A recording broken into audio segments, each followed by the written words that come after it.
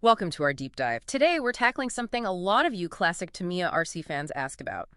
Can you actually take those really high-performance Tamiya 54028 TRF dampers and fit them onto your vintage buggies?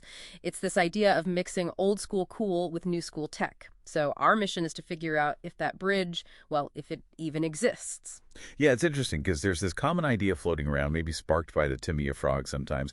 But the Frog, well, it uses that really unique ORV chassis. It's just not a great example for most of the other classic models. You really have to look at each buggy technically one by one. Right. And these 540s E28 dampers, I mean, they're serious bits of kit. Aeration designs, slick coatings, titanium shafts. They're built for modern racing. The key numbers are roughly 75 millimeter eye-to-eye for the front and about 92 millimeters for the rear.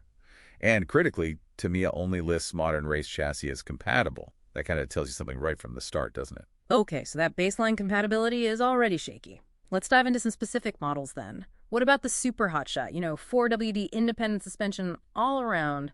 Maybe that one works. You'd think so, wouldn't you? It looks promising on paper. But you hit a snag pretty quick. Those 75 millimeter front TRF dampers, they're actually too short. The super HotShot really needs something more like 78 to 82 millimeters. Ah, okay. And what does that shortness do?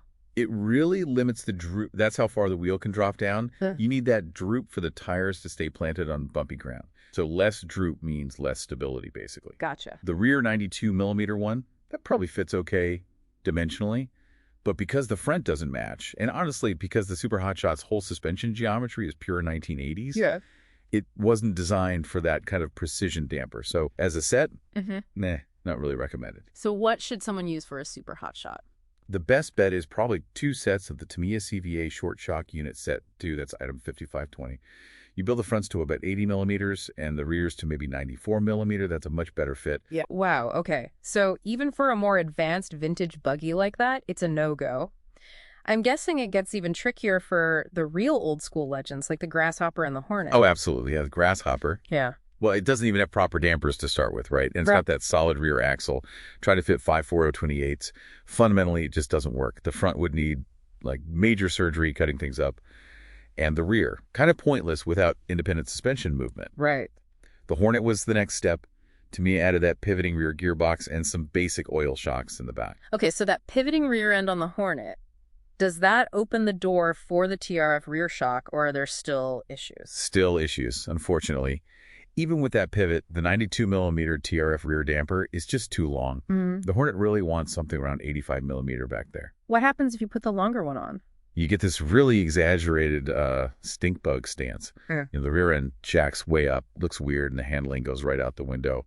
Severely compromised. And the front's still like the Grasshopper, no dampers. Exactly. It still just springs on the front. So yeah, for these guys, if you want a proper damper upgrade, you're looking at the Tamiya CVA mini shocks, the hashtag 50519 set, maybe with some custom bits for the front.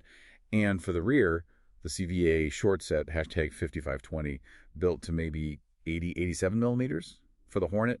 For a Grasshopper, you'd have to do the Hornet pivot mod first, even to fit those. Okay, let's shift gears slightly. Yeah. What about the Grasshopper two-set platform? So the Grasshopper sets itself, the Super Hornet, the Rising Fighter, they share a chassis, and I think that one was designed with oil dampers in mind. It was, yeah, a definite step up. But again, we hit a length issue, this time with the front. The 75 millimeter TRF front is actually too long for this chassis. You need something shorter, like 64 to 70 millimeter. Too long? What does that do? It messes up the geometry completely. Yeah. You end up with way too much positive camber. That's where the tops of the wheels tilt outwards. Kills your grip, makes steering feel really weird. Huh.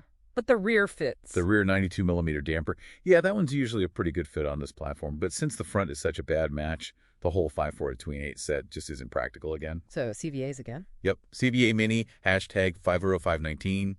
For the front, built to that 64, 70 millimeter range, and the CVA short, hashtag 50520, for the rear, built somewhere between 87 and 94 millimeters, depending on the exact model you have. All right, one more, the Mad Bull. That's on the DTO1 chassis, right? I remember that chassis being a bit more modern, even fixed the old pivot slap issue. Maybe this is the one? Good question. Yeah, pivot slap, that kind of rear end wiggle under power the older ones had. Yeah. The DTO1 did clean that up nicely. And physically, yeah, the TRF dampers probably would bolt onto a Mad Bull.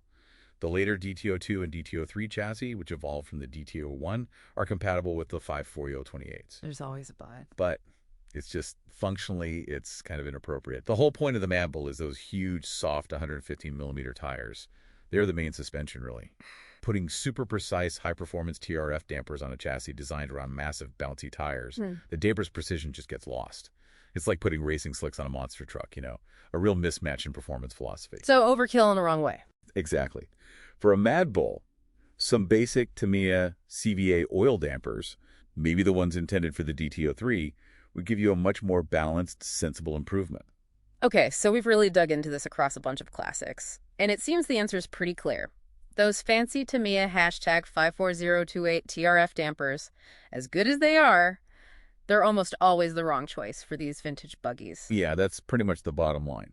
And if you think about the bigger picture, it really comes down to what you might call synergistic upgrading. You want upgrades that actually work with the buggy's original design and its limitations, not fight against them. Don't try and force it to be a modern race car it was never meant to be. Right.